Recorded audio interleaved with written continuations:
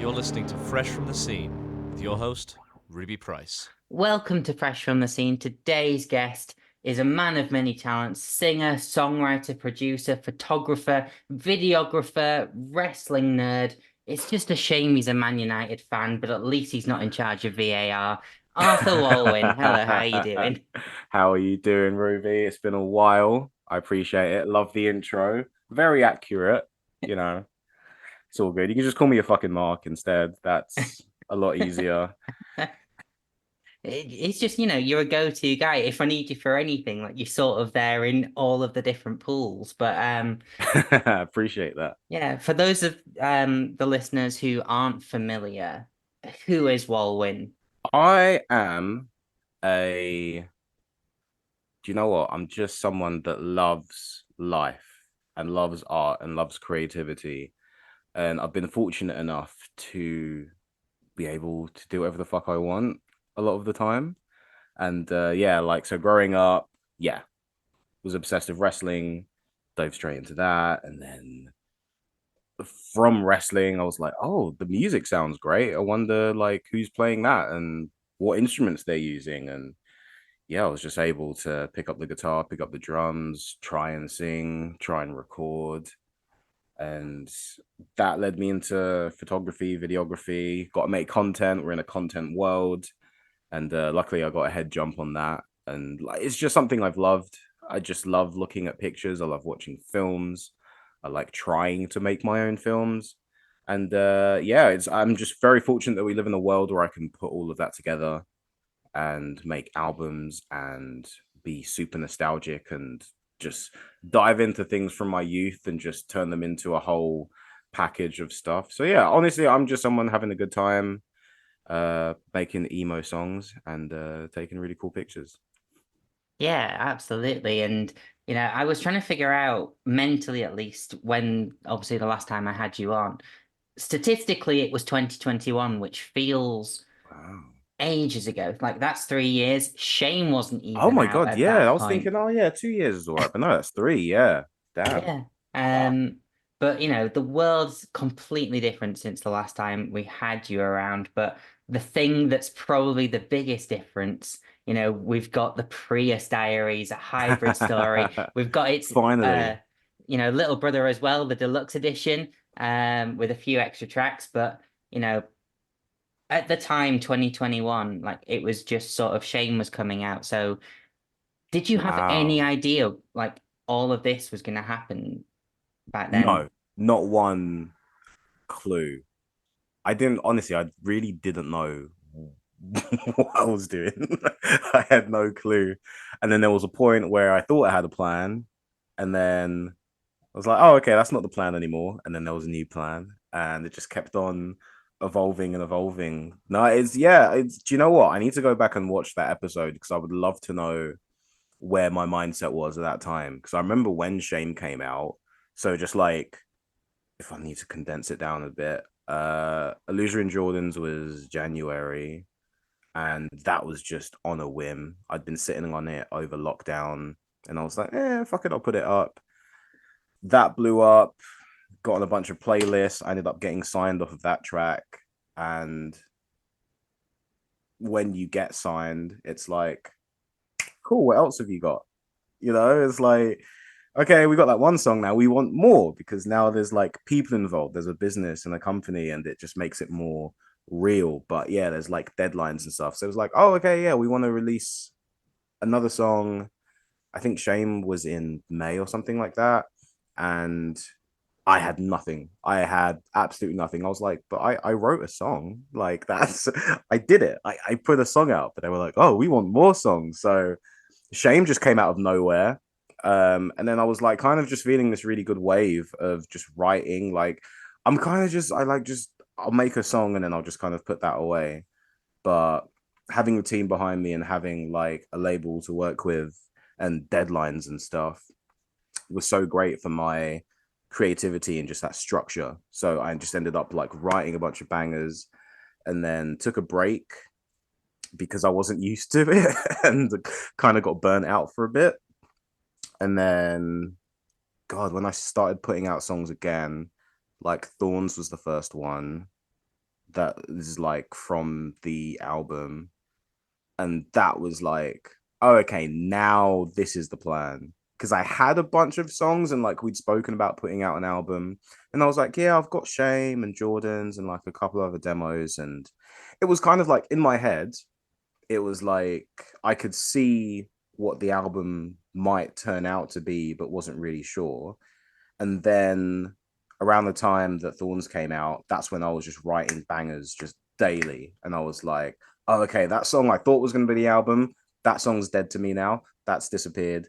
This song that I've just written today is going to replace that. And this was literally happening every other day, to the point where I was like, oh, I have too many songs now for the album and have to figure out a plan of when to put it out and stuff, and just kept on like getting pushed back further and further. But I kind of didn't mind. I was like, I'm in a position where I can just sit back and craft the perfect album that I want, have every song mean something and flow into the next. So I really got the chance to just sit back and just make what I consider to be like my perfect album. Like, I'm not saying it's a perfect album, but for me, the songwriter, there's nothing that I would change. There's nothing that I would do differently.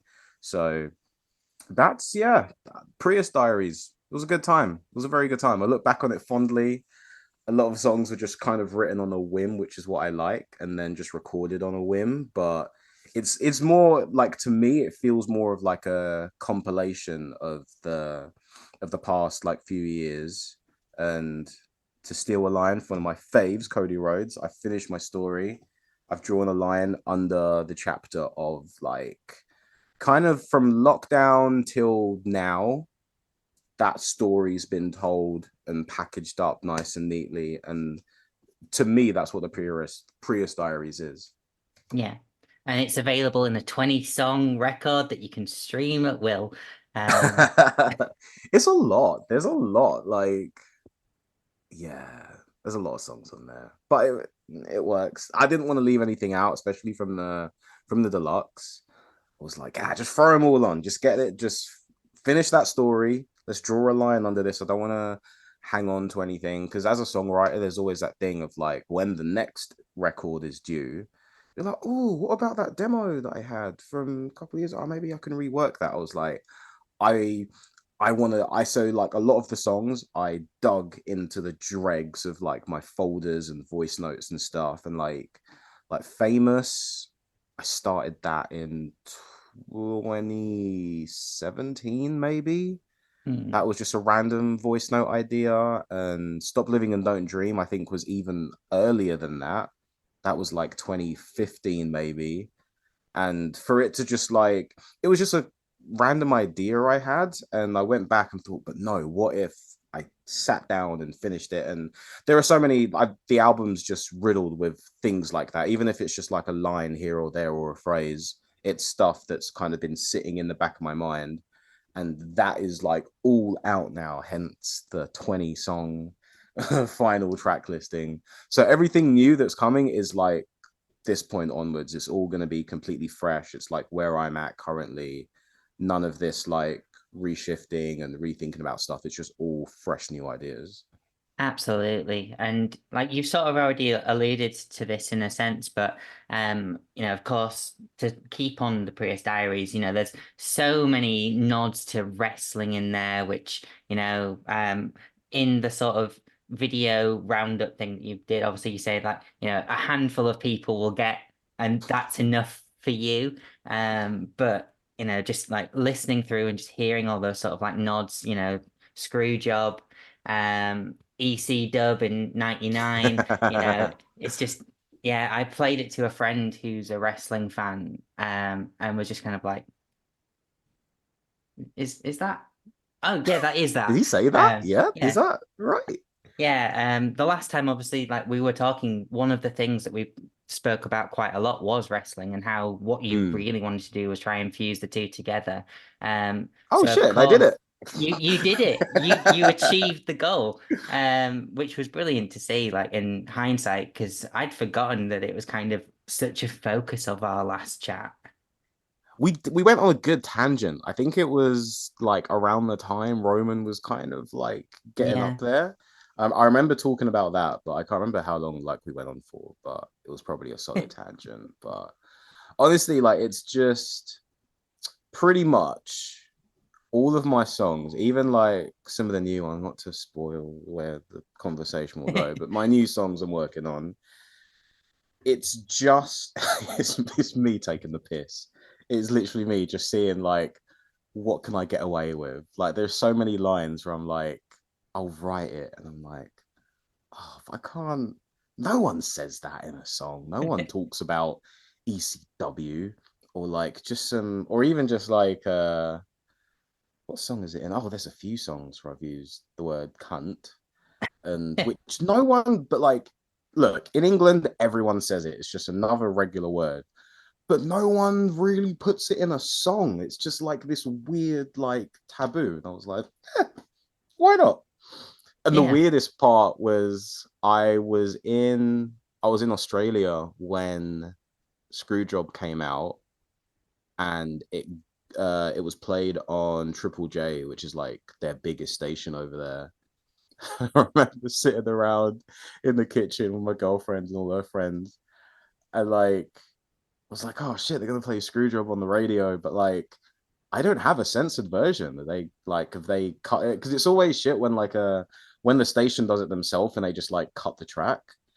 But they were like in Australia, no one, they don't give a fuck. They don't really censor anything unless it's like the middle of the day.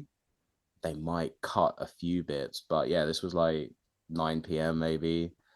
And I was like, there's a lot of lines in this that if this was in the UK, absolutely not. Doesn't matter if it's like in the middle of the night or whatever, it's just like you cannot swear on the radio.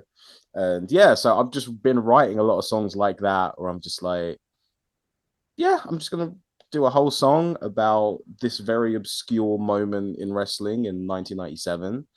And yeah, there's a whole bunch of things like that that I've just kind of littered throughout, just seeing what I can get away with, because it pops me. I think that's the thing. It like, I guess in a weird like full circle way, I've taken a lot of inspiration from a lot of wrestlers. I love listening to wrestling podcasts and just listening to their stories. And there was a point where Stone Cold was on commentary because he was injured, and he was like commentating a match, and just everything he was saying was just a zinger. And like Vince was on the headphones being like, you gotta stop, like this is too much, like you're making everyone laugh, like you're meant to be like a serious like bad guy and stuff and all like stoic. But it was just Austin being Austin. Like it's just him. He just talks and just like funny shit comes out. And then eventually he was just allowed to be that. And that led into the character that we know. And I was like, oh, okay. Yeah. Like, what if I just stopped trying to be what you think of as like an emo artist or a pop punk artist? Like, I'm never going to be that. So just be your own thing and just make your own character. Like, you can literally make your own gimmick as an artist. Like, I love what Sleep Token are doing, just being like, yeah, we're literally a cult that wear masks, and like they don't do the whole, hey guys, we got merch at the back, and none of that. It's all like a theatrical performance when you see them live. And I love that. It's literally, they've got a gimmick, like they're wrestlers. Like, and I kind of bring a little bit of that into what I do. So it's just me doing things that pop me and that I think will be funny and interesting. And it's honestly, it's the best. It's, for me, obviously it makes me the happiest, but I don't know whether it's luck or whether it's just the whole thing about being your true self. I'm sure there's a big part of that, but that's just seemed to be what's led to the most success and led to like whatever level I'm at. I like this level and it's it's good. And I Yeah. think, you know, if you go down that like traditional kind of route, and there's a lot of like copy and paste pop punk bands, like we won't name any, but there's ones that you've like, oh, I like what Blink 182 are doing, let's do the same thing. And it's like, why? Then you end up with 182 Blink 182s, and you're just kind of there like, yeah, I've seen it before. It's what you're doing is good, but it's not new. It's not But groundbreaking. some of them make it.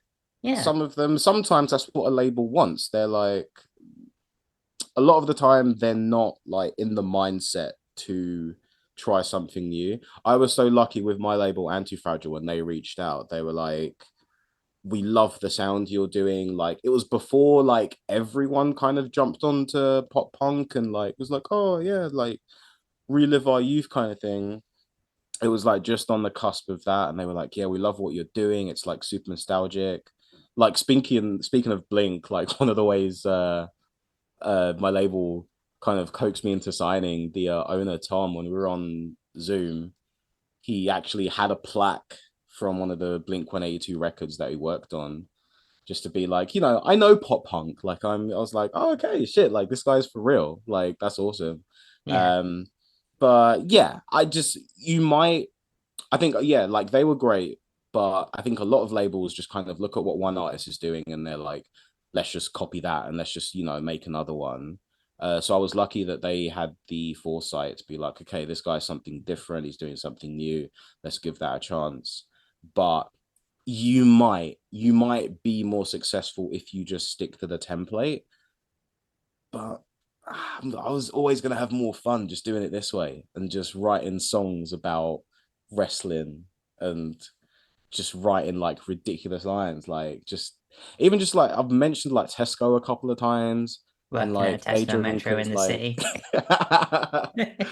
it was like was it one line in Day Drink where it's like there's a night out at Spoons, and it's just stuff like that like Yeah. we say every single day of our lives as someone growing up in the UK, but you never hear that in a pop punk song. It's always I was skating in Santa Monica, or I fucking climbed the mountains in Colorado and shit. It's all these like references that like we don't really get, but we've been accustomed to.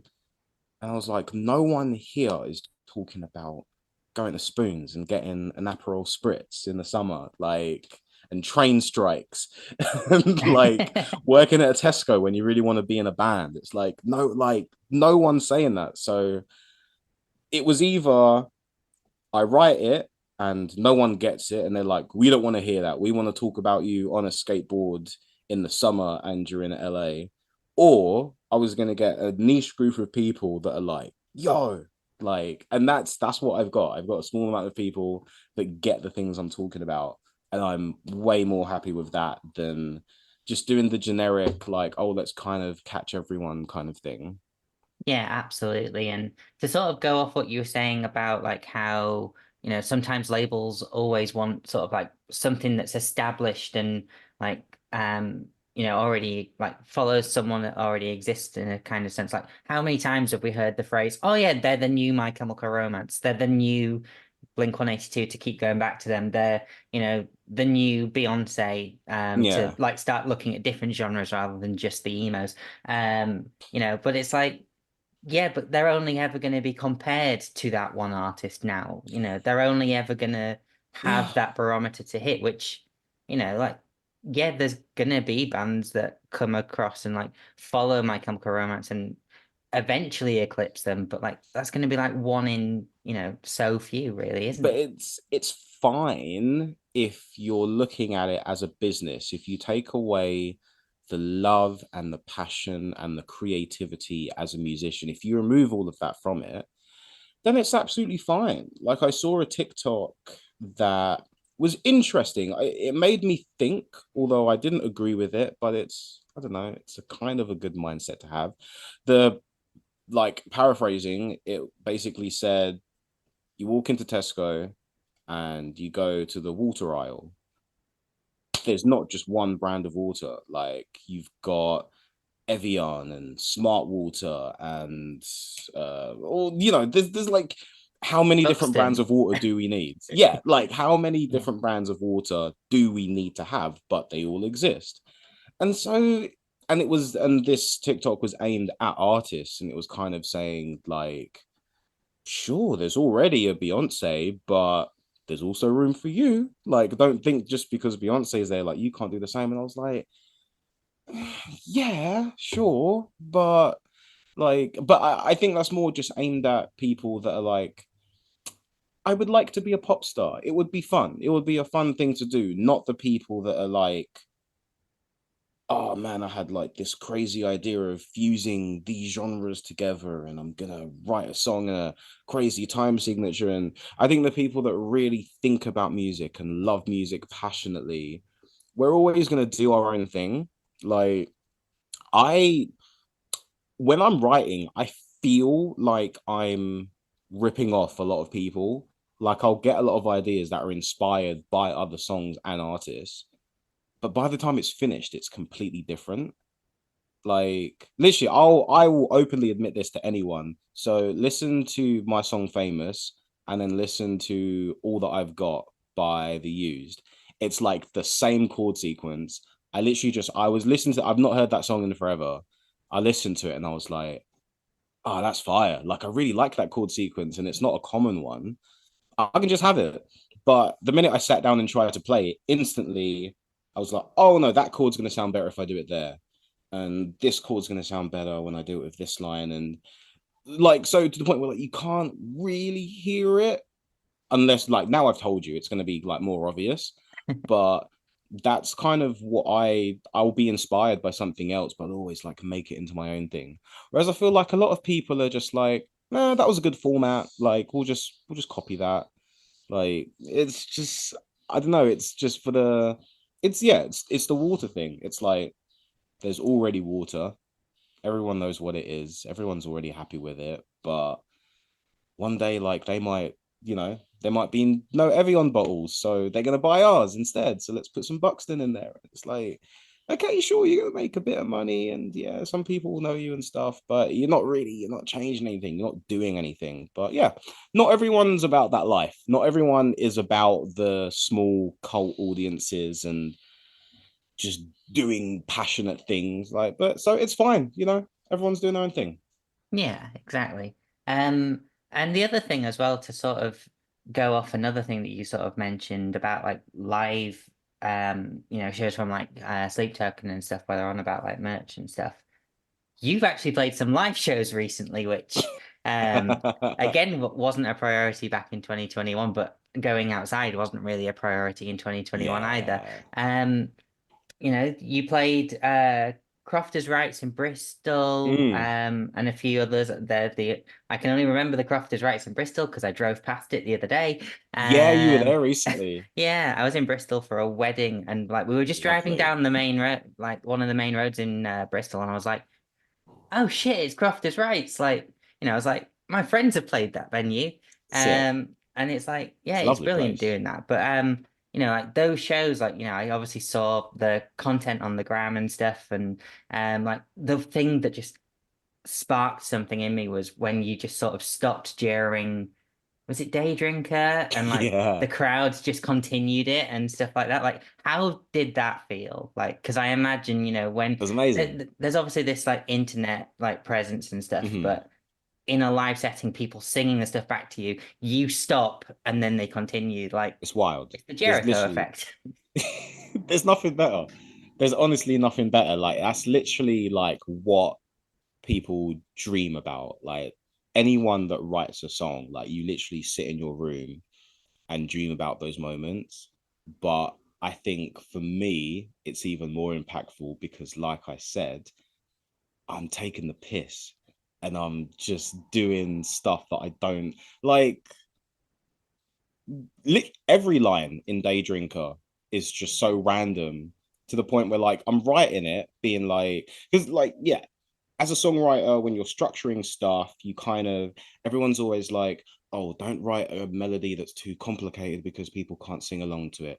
And don't write like complicated words. And everything's like very simplified. And you try and like fit into this box. And my whole album is just me going, nah, I'm gonna do it anyway. And I'm gonna write lyrics that aren't as memorable, but then that kind of makes them more memorable. And to see that in front of you, I was actually laughing. Like the first time it happened, I was like, that's actually just so funny that you've all sung along to that.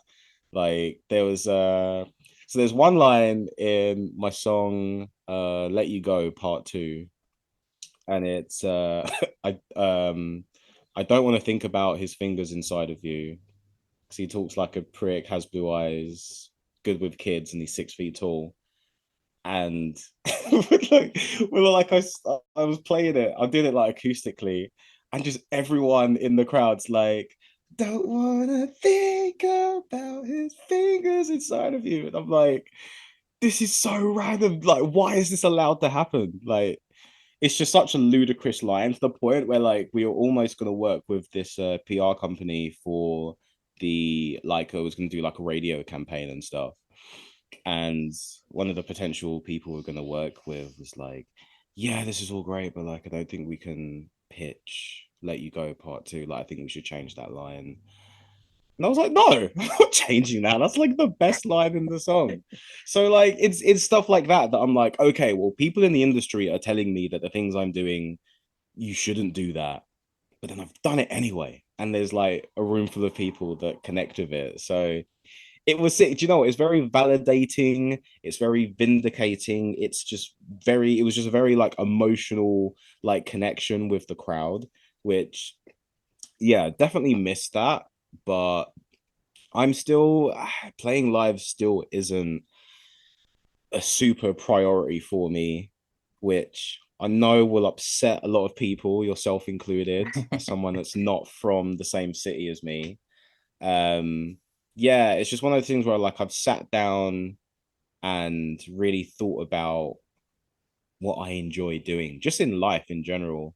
And even like my mate Mehdi from Paris. They're in a band called Back on Earth. Love them to bits. Bless them. They came to the UK a couple of weeks ago and got us tickets to see the main at the Forum in Kentish Town. And this is no disrespect on the main. I absolutely love that band. They've been one of my favorite bands like since I got into this type of music. But after like half an hour, I'm just there like I want to go home. Just not. I just don't like. I think I actually just don't really enjoy gigs. Like they're great. I don't get me wrong. I've had some amazing gigs. Like there are a few gigs in my life that I'm like, that was solid, perfect set list, like great night out.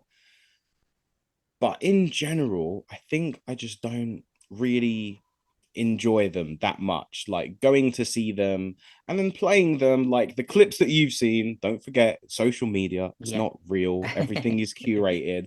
That was one of the best moments of the whole weekend. Like the other shows were great, way quieter than London. Like London was packed, the others not so much. But that's just how things work. Like you're going to have some cities where you're more popular in than others, and unless you're at that like next level where every show is sold out, you're only going to get like those moments every now and again. And while it was wonderful and everyone singing along to Day Drinker and all the other songs, while that was so beautiful and such a great moment, I know realistically that's not going to be every day for me. If I was to do like a national like UK tour, like 10 dates up and down, I know not every show is going to be that. And I think all the bad things outweigh that moment, although it is a very lovely moment. It's only just like just about. So yeah, I mean, yeah, I'm very exclusive with the shows I do. So this time was 3 venues. And in September, we just did 2. We just did Derby and London. And I think that's like the sensible theme for me to take, where I just do like little bursts Little every and now and often. again. Yeah.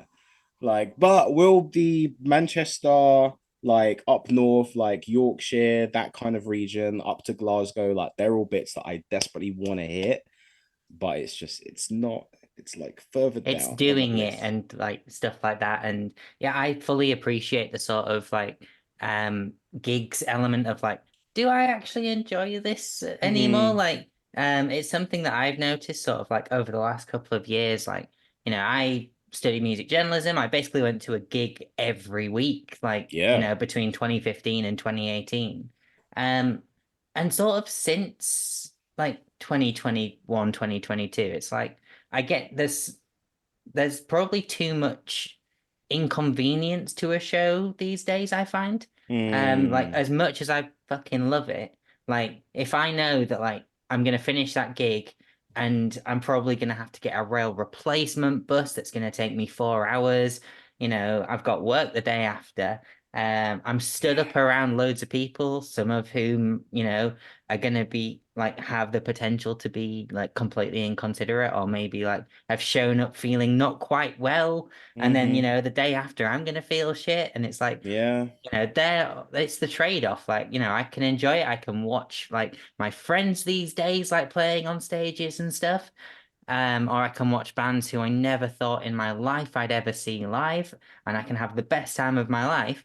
But at the same time, like there's a sort of trade-off, as I say, of like, yeah, but it's also not necessarily going to be as satisfying as, it could be, or fair play to anyone who wants to play music live. It just might not be as good sometimes in a But for live some setting people, it too. is. For a lot of people, it is, and I respect that so much. And I think a lot of it as well was like me listening to other people and using that to kind of reflect on how I felt.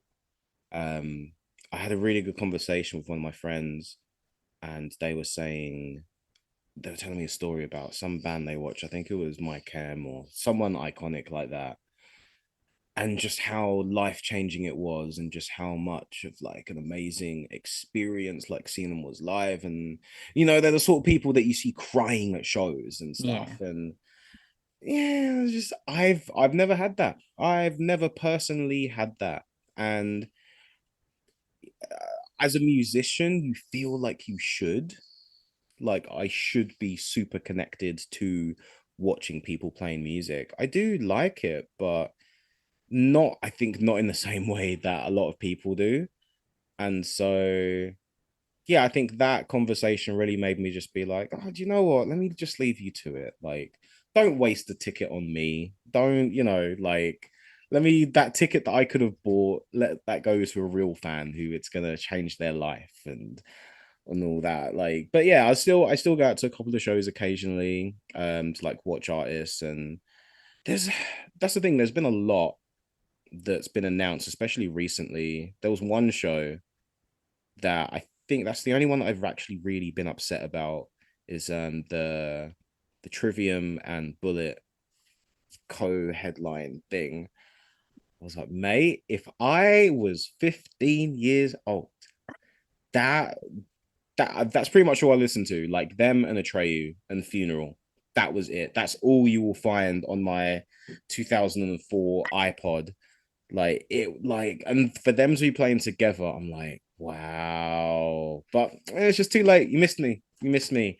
Now I think about it and I'm like, nah, will I enjoy it that much? But it's sounding like I'm very like against gigs. Like I love them. I'm sure if I did go, I would have an amazing time, but it's just not something that like jumps out to me. Like, but what I do love is literally being right here, recording my own stuff. Like, I was having this conversation last night with someone just about songwriting and just how that kind of process works. I'm like, mate, I just hyper focus and just get into such a zone, and you will not see or hear from me for like 3 business days. I will just be in such a zone, and everything, like all the pieces of the puzzle, just start coming together.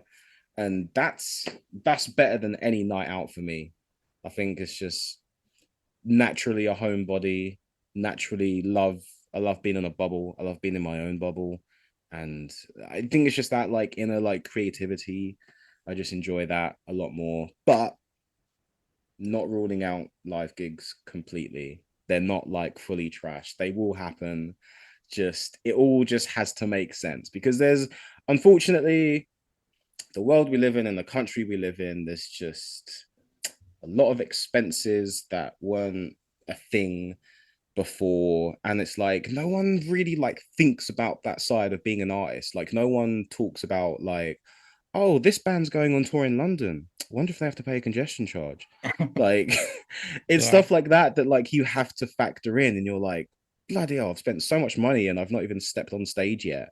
And like I don't even know if like what I'm getting back from this show is going to be like worth that. And yeah, it's like logistics and all the other like little things and stuff, but I still love it. And like you say, that moment in Day Drinker in London, And just throughout that whole set, there were so many great moments that made it worth it. But I'm wise enough to know that is not going to be every day, and I'm happy with that. Yeah, exactly. It's as you say, the point of social media, it's curated. We post things because we know what we want people to be Yeah, engaging with it. And if you post the one where people aren't singing along to it, it'll get some engagement, but like it won't get the same amount and stuff like that. And it's the things that we've got to think of, when yeah, part of our entire life is just posting to the internet and hoping pretty people like much. it. Which is something I've also taken a bit of a break from. Yeah, that was something I was going to actually bring up because Thorns blew up. It was all over TikTok and stuff like that. I can't remember if it was towards the end of last year or the start of this year. There was the sort of universal music like purge from TikTok because mm, of like licensing stuff and like that. But um, of course, like the thing that you hear so much these days is, oh, we as a band can't make it because we're not blowing up on social media. Like, how true is that? Like from your sort of like oh, that's super experience? true. Yeah. Yeah, that's like, and it sucks because not everyone's great at it. Like, I think about all the bands that I grew up with, and they're like, if this was the climate 10, 15 years ago, would we have any of the bands we have today? No. Like, can you imagine if Blink 182 came out now, and like, I think everyone in that band at some point was just a massive stoner kid. Can you imagine telling them to be like, all right, Tom, you need to make 2 TikToks today. You have to tell people about the show we're playing. Like, can you imagine him sitting down and like filming a video? Like, no, like Eyes dilated, like with a ring light behind it, just like illuminating it even worse. it's just, yeah, it's a different world. And I think the minute I embraced it, that's when things started going well for me. But like I said, I just feel like a lot of things have just coincided. Like, I was already super into making videos, and I'd had a bit of a background on like making YouTube vlogs and stuff. So like editing, filming, lighting, all of that, like I had all of that knowledge already. So when everything kind of like moved on to TikTok, I was kind of like, I was ready for it. I was set for that. Like, I know when to post, what to post, how often and all that kind of stuff. And luckily, I've been able to adapt to this modern world. But because I've seen what it's like to not have to do that, like I grew up with bands who did not use social media, that is still in my head as like they're the big deals to me. Like, I feel like a kid growing up today would admire someone, like they can see someone on TikTok and think that that's it, like that's the best artist, and that's like the prototype of an artist. Like, Mm, you make content, like I need to see you on TikTok like every single day. But for me, the massive ones are people like Rihanna, who's been missing for 4 years and who doesn't need to post anything on social media, but still sells millions of albums every year. Like, for yeah, me, that's like the real, like, solid power where you're like, I don't even need to say a single word to you. Like, I'm just, or like Beyonce just releases surprise albums just yeah, whenever she wants, and it goes straight to number one. It's like, for me, that's like the real thing, because doing social media is a grind. Like, we make it look fun and we make it look interesting, but it's long. It's really long. And don't get me wrong, I enjoy doing it and I'm good at it and I don't mind doing it. But in my head, you're not a crazy massive artist until you don't have to do that. Because it's just like you're just doing your own marketing at that point. Like, it's literally like saying, like, no, we didn't buy a single billboard. We didn't buy any magazine space. We didn't go to one radio station, but our song is still number one. And there were so many artists that did that back in the day. And so, like, today's version of that is people that don't need to use TikTok. Like, Taylor Swift uses TikTok for a laugh. Like she's not on there like every single day, like where most of us are. She's And not that's there with a voiceover whilst the track's building up and then like no. switches to singing along to it and stuff like But that. you know what? Like, actually, like Stormzy's just started doing that, and it's funny to watch. Like, because he doesn't need to do it, Yeah. but he's just having because it is fun. It can be Mm. fun and they're interesting, but he doesn't need to. But he's just doing it because it's a laugh, and that's the way social media was designed to be, and that's what it should be. But realistically, that's not the world we're in right now. So you just have to like. So it's true. It's true. If you say our band, we've written an album, we've done this and that, we're playing these gigs, but we're not blowing up. And it's like, yeah, you posted one reel last week. Like you And that have was the you have first to reel be in there. about 6 weeks. Yeah. We like you've seen all the same bands. Like we all know who we're talking about. But again, I'm not mentioning names, but that I've to the point where like, I'm bored of that conversation and you'll see me check out emotionally when I have those conversations, which is why like I really used to like going to industry events and like there's always like I mean you would have like seen it in like the radio world especially where Mm. have all these like artist nights or like industry nights and but now it's just the same conversation. It's just oh how do I get more followers? Like how do I get more like I want this song to go viral before we release it and da da da da. It's like how many times have you posted about it? Like, oh, I hate making content. Oh, it's so long. It's like, well, what do you want? Like, I can't. There's no other advice. The advice was make the video, but you don't want to make the video, so it's not. No one's gonna watch it. Like, I'm not gonna break into your phone to like listen to your demos. Like, you have to put it on the internet so that I can hear it. But people just don't have the time for that because we all love those stories of like getting in a van and driving up and down the country and playing Yeah. shows wherever you can and then you just build an audience like it's such a romantic and beautiful story of how to make it but the reality is we live in 2024. Everyone is just doing this on the train. That's all they do. There's no more like organic. There is a little bit of organic discovery, but most of the time you need to show up to social media to be seen. Like you have to be consistently on there. But a lot of people don't have the want to do it, which you can't blame them for. You can't because this Yeah. wasn't in the design. This wasn't part of the plan. But we're here now. We're here now. It's the way that the industry's working. So it's kind of what you've got to do every now and then. Yeah. Um, but like thinking forwards, then obviously, we've talked about the album, we've talked about the fact that that story has been finished. What happens next? More of the same. We're just gonna keep this train going. More of the same, except I think my mindset is slightly different going into it. Um, where I've reached a level that I'm very comfortable with. And like I said, I'm just having the best time. And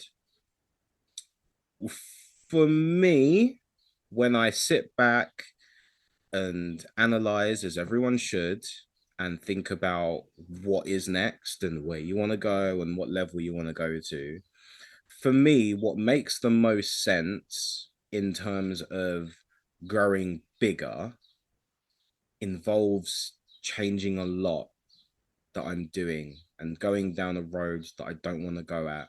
And so I've looked at it and gone, no, I'm just going to carry on doing what I'm doing because it's the most fun I've ever had doing music.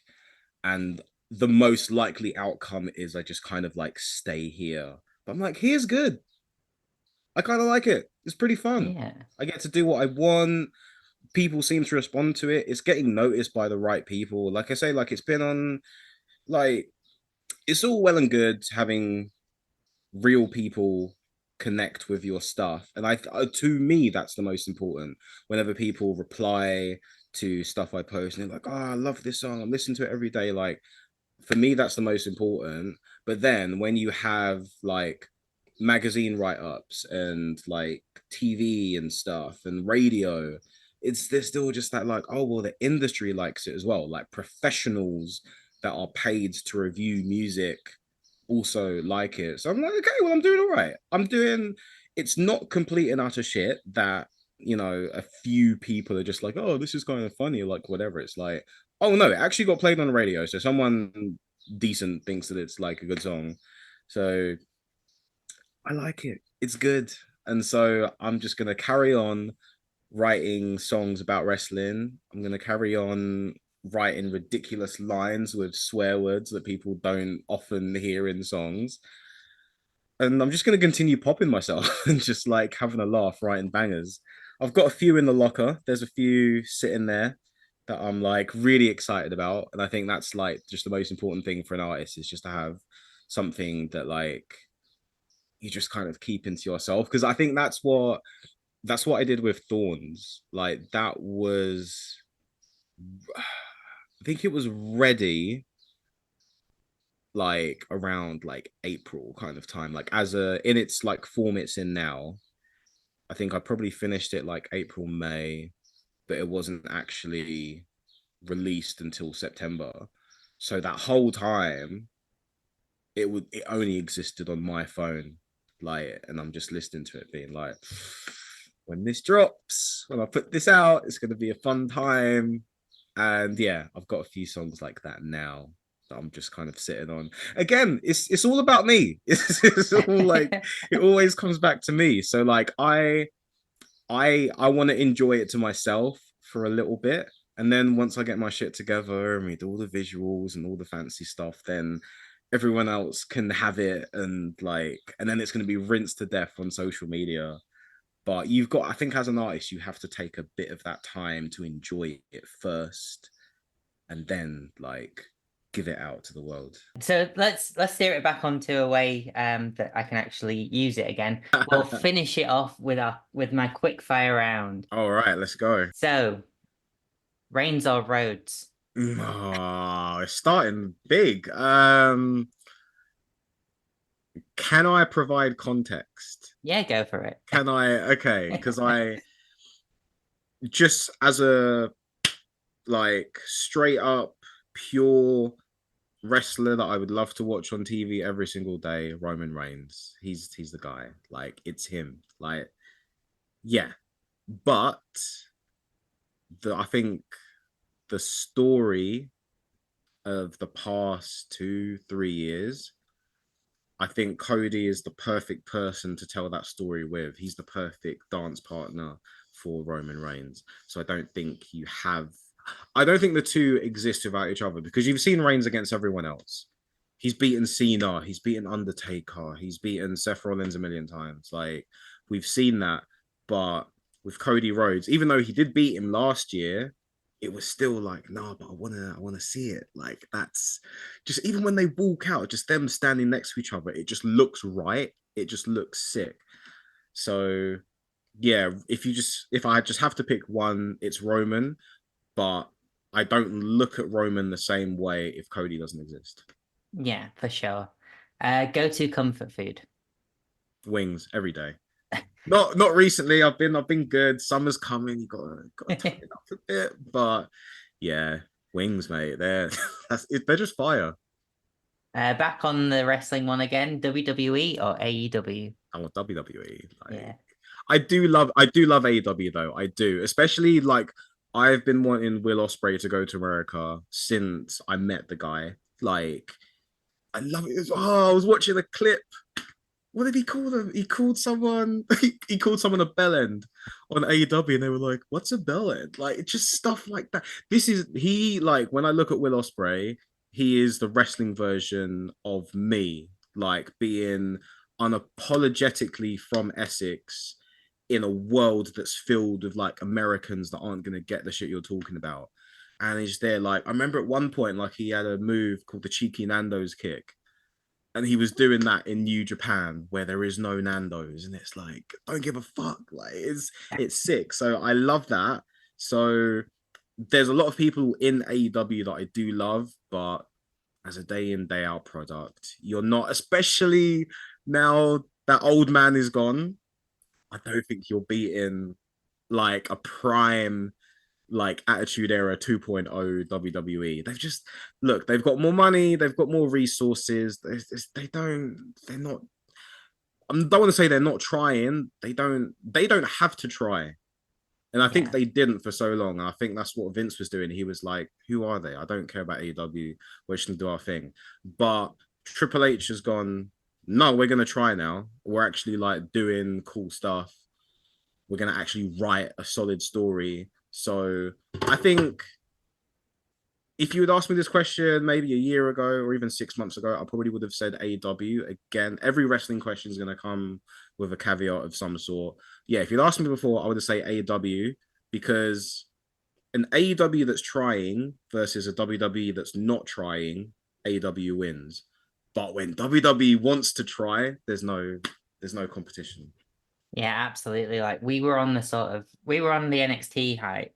And then Mm, this was when AEW was sort of like not necessarily in its infancy, but at that point where everyone was like, no, you need to be watching AEW because that's yeah. where all the good shit is.